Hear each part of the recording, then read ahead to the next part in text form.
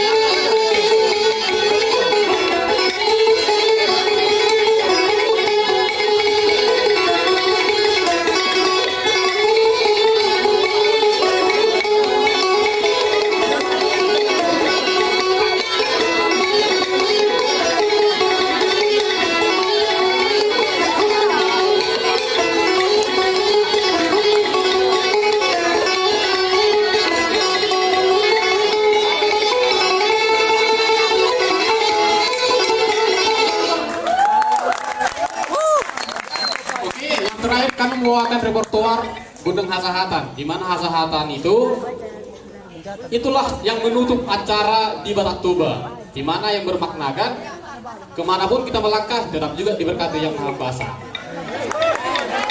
Oke, nanti saya minta ya semua kawan-kawan abang-abang kakak tante Namboru Simatua. Nanti kalau kami siapkan Gunung Hasahatan kami, kita sama-sama mengucapkan 3 kali horas. Horas, horas, horas. Bisa?